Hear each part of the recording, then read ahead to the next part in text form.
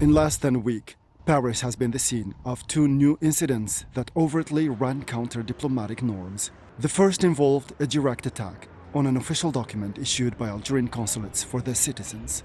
The second occurred when accredited officials from the Algerian embassy in France were prevented from accessing restricted areas in Paris airports to handle diplomatic bags in violation of the fundamental principles of diplomatic protocol and disregarding Algerian sovereignty over its own diplomatic consignments. Both acts were initiated by the French Interior Minister in a worrying escalation orchestrated by Bruno Retailleau, a representative of the extremist far-right movement, who acted without consulting his own country's foreign ministry, which seems to be trapped in a constant conflict of opinions and a weakened governmental structure considered among the least popular in the history of the French republics.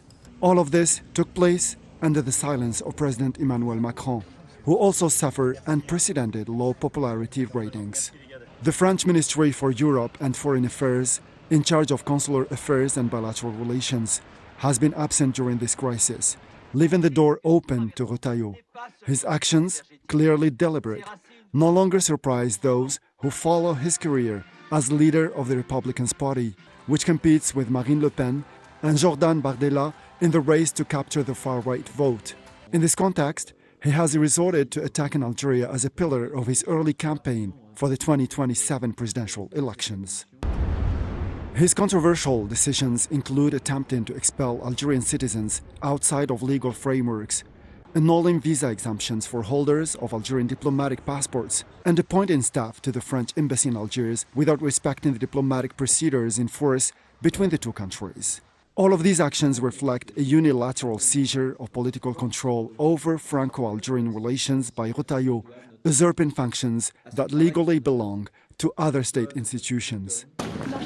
In the face of these provocations, the Algerian government has responded firmly by strictly applying the principle of reciprocity. In this connection, it has made it clear that far-right leaders are pushing relations between Algeria and France to the point of no return. Retailleau's action regarding Algeria can no longer be considered simple diplomatic errors or passing crises. It has become clear that he and others, such as Le Pen, Bardella, and Darmanin, have chosen to deliberately jeopardize relations with Algeria for electoral purposes. This strategy has not only exacerbated the crisis between Algiers and Paris, but has also dragged President Macron into a situation of political uncertainty. Although these maneuvers are promoted by other actors, it is the President of the French Republic himself who must bear the political and diplomatic consequences.